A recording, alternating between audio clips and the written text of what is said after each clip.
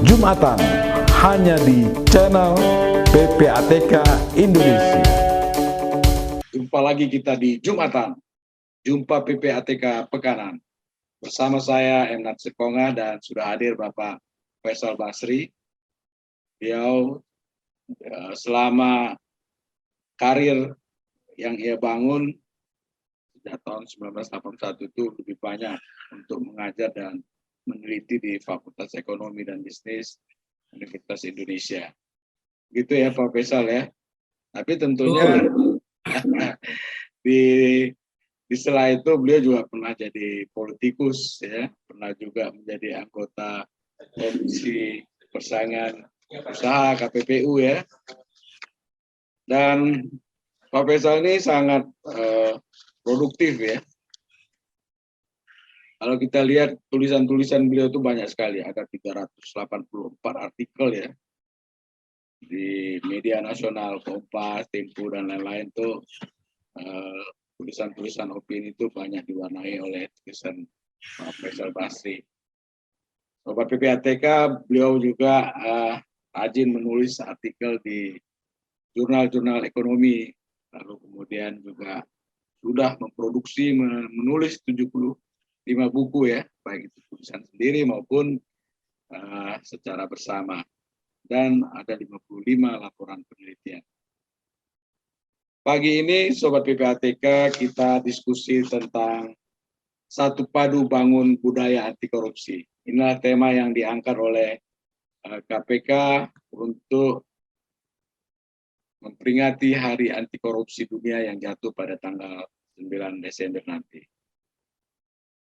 Pak Faisal Basri, Pak Faisal juga ikut kemarin menjadi supervisi ya, yang baru kita luncurkan National Risk Assessment, di mana korupsi itu menjadi urutan yang pertama dan ini sudah terus-menerus di peringkat pertama sejak kita membuat National Risk Assessment. Nah ini kalau kita lihat badan anti korupsi, macam-macam lembaga, macam-macam kelompok dan lain-lain yang dibangun oleh pemerintah itu rasa-rasanya hidup tapi mati, hidup mati, jatuh bangun lah seperti itu ya. Nah ini kenapa ya? Saya sebenarnya agak malu juga bertanya seperti ini karena pertanyaan ini selalu diulang setiap tahun, tapi kita belum mendapatkan hal-hal yang konkret sebenarnya problemnya apa, lalu kemudian bagaimana mengatasi masalah korupsi ini sehingga bisa lah ya, mungkin tidak 100% dihapus, tapi punya tren penurunan yang signifikan lagi. Nah, sebelum Pak Faisal Basri memberikan kepada kita dampak buruk terhadap ekonomi dari korupsi yang ada ini, mungkin pada Sobat PPATK bisa bercerita Pak Faisal Basri ya, kenapa korupsi ini agak sulit kita berantas ya. Silakan Pak. Selamat pagi, Sobat PPATK, Bang View. Sebetulnya kita sudah on the right track ya, di jalur yang benar untuk melawan korupsi. Kita sempat, kalau negara di dunia ini kita bagi dua, 50% atas, 50% bawah, kita itu sudah 50% atas. Maksudnya yang atas baik gitu, bawah buruk gitu ya. 50% baik, kita sudah masuk kelompok 50% baik. Tapi turun lagi dari terburuk. Jadi Indonesia pernah menjadi negara paling korup sedunia. Oke. Jadi 50% bawah, terbawah gitu. Nah sekarang kita kemudian sempat 50% terbaik, lantas turun lagi. Berapa tahun terakhir ini. Sangat disayangkan, seolah-olah yang telah kita bangun pasca reformasi ini, karena korupsi kan bagian dari KKN yang diamanatkan harus diberantas oleh reformasi itu hilang tiba-tiba. Dan yang membuat kita konsisten membaik adalah kehadiran KPK. Ya, kehadiran KPK, dan KPK yang tidak pandang bulu, KPK yang profesional, KPK yang tidak diintervensi oleh kekuatan politik. Nah, kalau KPK sekarang udah berapa tahun nih, tahun kedua ya, tahun ketiga yang justru dijadikan musuh. Undang-undang anti korupsi dianggap musuh pertumbuhan. Itu kata sebagian elit ya. Secara vulgar disampaikan ke publik oleh Chief of Staff dari Presiden yang namanya ya penghambat investasi. Oleh ketua umum yang sebelumnya dikatakan pengusaha juga resah dengan ditangkap-tangkapnya pengusaha dan penguasa itu yang melakukan kolusi gitu.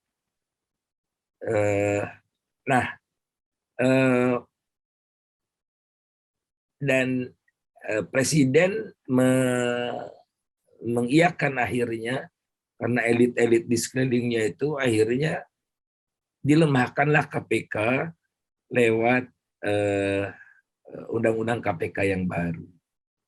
Jadi jelas kok kita sudah bahagia, kita sudah bangga, namun sayangnya elit politik di Indonesia, anggota DPR, gubernur, bupati, wali kota, dan pejabat pemerintah pusat seia sekata untuk melemahkan KPK. Itu kuncinya. Nah, bagaimana menurut Pak Faisal ya, dengan ada pandangan bahwa korupsi itu juga untuk menumbuhkan perekonomian? Karena ditunjukkan juga data-data pertumbuhan 77%, kemudian itu meskipun angka korupsinya tinggi gitu ya.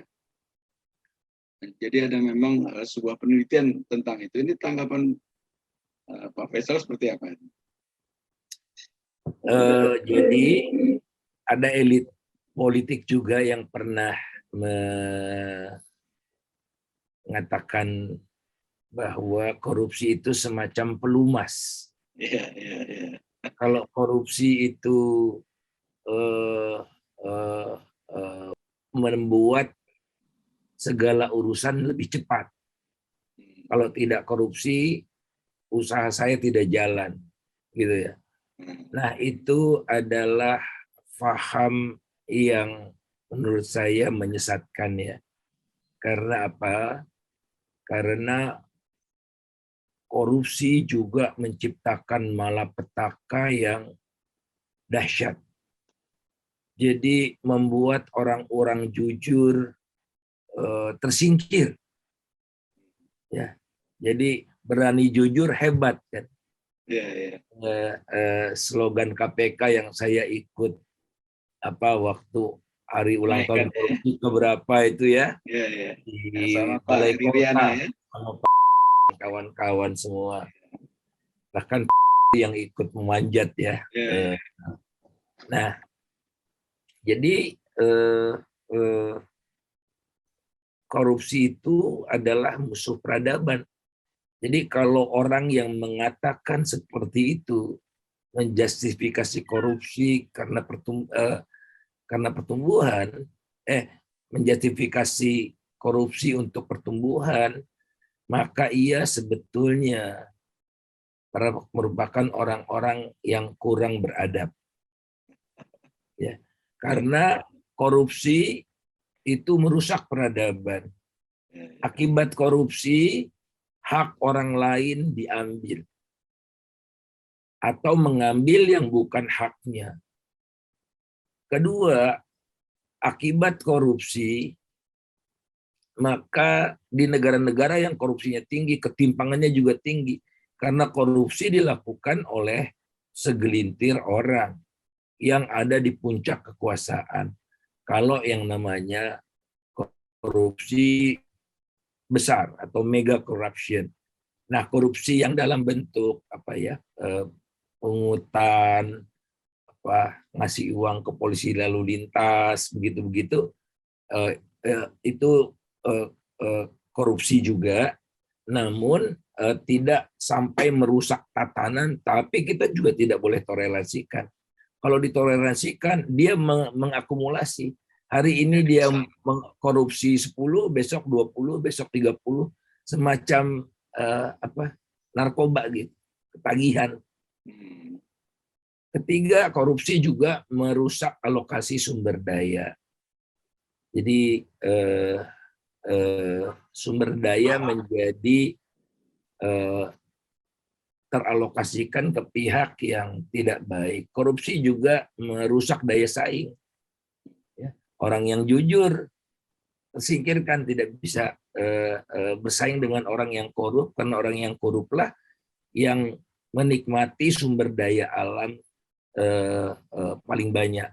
Jadi misalnya pengusaha di Indonesia itu yang terkaya itu, ya, yang kaya-kaya atau pejabat yang kekayaannya tinggi itu pada umumnya berasal dari praktik-praktik korupsi, nepotisme, favoritisme. Nah, korupsi itu bersandingan dengan sistem politik yang makin rapuh, politik uang, ya, gitu-gitu. Jadi ini demokrasi yang kian turun. Nah, jadi turunnya persepsi korupsi juga bersejajaran dengan turunnya indeks demokrasi kita. Ulangi Pak Faisal, turunnya indeks persepsi berbarengan dengan turunnya indeks demokrasi. Oke. Nah, Ya, karena penguasaan munculnya apa yang kita sebut fenomena oligarki. Ya. Jadi pemerintahan dikuasai oleh segelintir orang, dan korupsinya kian menjadi-jadi, bukan korupsi korupsi izin tambang batu bara begitu, tapi ini korupsinya lewat undang-undang.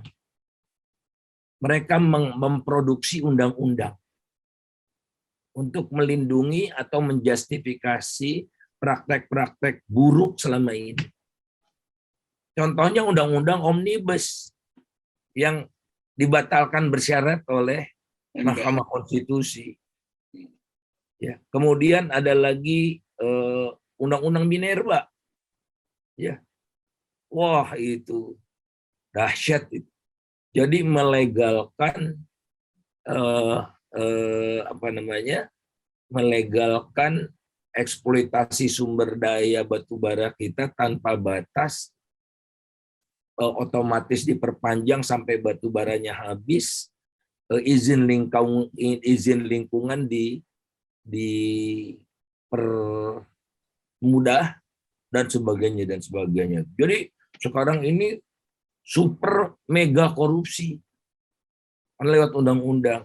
Ada lagi satu lagi, menurut saya korupsi juga, ya, ada PP dulu. Gula rafinasi itu, pabrik gula rafinasi itu diberikan izin sesuai dengan undang-undang itu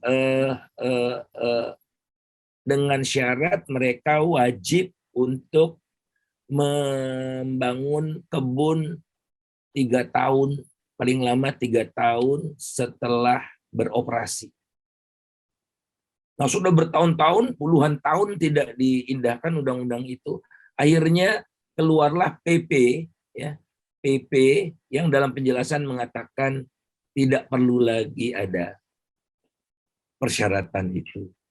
Sehingga produksi gula rafinasi ini otomatis akan makin lama makin menghilangkan pabrik gula berbasis tebu. Indonesia dulu, saking parahnya ini ya, Indonesia dulu pengekspor gula terbesar kedua di dunia. Tahun 37. Bukan Indonesia namanya ya. Hindia Belanda. Tahun 1947 jadi pengekspor terbesar gula. Kedua setelah Kuba. Sekarang akibat dari praktek korupsi itu, kita jadi nggak perlu nanam tebu, beli tebunya dari luar negeri aja. Dalam bentuk raw sugar. Impornya sudah 4 juta lebih, jadi tertinggi di dunia. Pabriknya cuma 11, 90% lebih dikuasai oleh 3 kelompok usaha. Kelompok usaha ini di dalam apa di luar negeri? Di dalam negeri, perusahaan di dalam negeri, 1 punya 2 punya 3 bukan satu pabrik yang maksudnya 1 pabrik, 2 pabrik, 3 pabrik sebagainya. Dan itu melenyapkan banyak lapangan pekerjaan ya, termasuk bagaimana misalnya juga korupsi investor-investor asing yang membangun pabrik di Indonesia banyak yang karena banyak pungutan ya yang tidak ini sehingga memberatkan operasional, akhirnya mereka memindahkan ke luar negeri. Ini kan juga tidak sampai di situ Bang View, tapi mereka tidak mau masuk Indonesia ya karena praktek-praktek itu tidak boleh di dalam praktek bisnis mereka. Kalau mereka terbukti menyogok atau sejenisnya itu, mereka akan ditangkap dan diadili di negara asalnya. seperti kasus Garuda misalnya. Mereka punya undang-undang anti korupsi yang diterapkan juga kalau korupsinya di luar negeri. Karena ini dia tadi itu, ini merusak peradaban. Merusak peradaban sekali. Jadi memang harus diperangi. Karena kalau dia korup, pada umumnya dia bayar pajaknya juga nggak benar. Karena apa? Udah pasti bayar pajak nggak benar. Kalau korup dia ngaku terus bayar pajak, ya ketahuan, ditangkap lah. Oleh karena itu hasil korupsinya harus diamankan. Sehingga tidak bisa di-detect oleh pajak. Nah, lama-lama kan instrumen memberantas korupsi makin banyak, terutama ada PPATK. Oke, kalau dia tidak melapor bisa dilacak transaksinya sepanjang tidak cash ya, lewat transaksi keuangan. Nah, setelah dilacak KPK baru bisa ditelusuri, ada kecurigaan macam-macam gitu kan. Nah, mereka akhirnya tersudut. Oleh karena itu, mereka minta agar dosa-dosa mereka di masa lalu diampuni. Keluarlah tax amnesty jilid 1, dan ternyata dosa mereka sudah diampuni, tapi besoknya setelah diampuni, mereka lakukan lagi. Atau banyak juga yang merasa kuasa, tidak ikut tax amnesty jilid 1 itu, nah lantas kan kalau sudah tidak ikut langsung enforcement kan, tugas pajaknya kian canggih lah begitu, mereka dicari-cari, bayar pajaknya kan jadi tinggi kan plus denda. Wah bagaimana nih? Dikeluarkanlah tax amnesty jilid 2 yang sebetulnya di naskah awal, di draft awal rancangan undang-undang HPP yang baru diundangkan itu tidak ada. Di tengah proses memasukkan klausul tentang tax amnesty dengan alasan Pak Jokowi sudah setuju gitu, pakai nama Pak Jokowi juga. Nah, kita harus lindungi kan presiden kita dari manusia-manusia seperti itu. Nah, mewakili siapa ya? Mewakili dua kelompok itu tadi ya, yang bertobat. Seperti ada kenalan saya gitu, biasa korupsi, biasa nyogok untuk dapat proyek pemerintah, setelah nyogok dia naik haji, cuci dosa, salah. Jadi bukan hanya uang yang bisa dicuci ya, Faisal ya. Dosa juga bisa dicuci. Barangkali mereka juga yakin seperti itu. Karena mereka juga umroh, haji, itu rajin juga. Sebagian ya. Nah, ini kan problem-problem lama ya, Pak Faisal ya. Artinya tidak hanya sekarang. Dari beberapa waktu kurun yang lalu juga seperti itu. Nah, apa langkah-langkah kita ini untuk mengantisipasi ini agar tadi fluktuasi perbaikan indeks persepsi dan lain-lain itu bisa stabil mengarah ke arah yang lebih baik seperti itu, Pak Faisal? Setiap pejabat harus terinci code conduct, punya code of conduct, dan mendesak adanya undang-undang konflik kepentingan. Inilah. Jadi biasanya kan penyalahgunaan kekuasaan karena semakin blur, semakin pudar batas antara penguasa dengan pengusaha. Ini yang paling mengerikan. Di dalam masyarakat itu kan terbagi dua ya. Ada penguasa, ada pengusaha, ada masyarakat. Ya, jadi ada 3 pilar bernegara ini.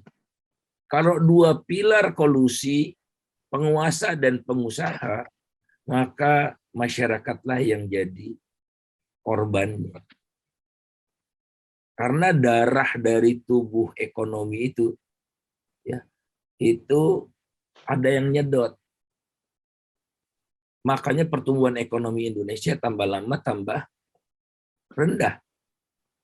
Ya. Dulu sebelum tahun 80-an sampai krisis itu 8% pertumbuhannya. Nah, kemudian pasca saya tidak masukkan 1998 ya, itu saya hilangkan karena minus, itu turun jadi 7%, 6%, di era Pak Jokowi pertama 5%, di era Pak Jokowi kedua kemungkinan besar 4,5%. Jadi turun terus. Nah, kenapa kita lihat konflik kepentingan di mana-mana? Tidak pernah sepanjang sejarah Republik Indonesia asosiasi pejabat setingkat menteri dan atau wakil menteri, ya, menteri dan wakil menteri saya anggap sama ya, levelnya menteri begitu, itu menjabat wakil ketua umum asosiasi dagang namanya Kamar Dagang Indonesia. Bang Vio, sadar nggak ada orang seperti itu?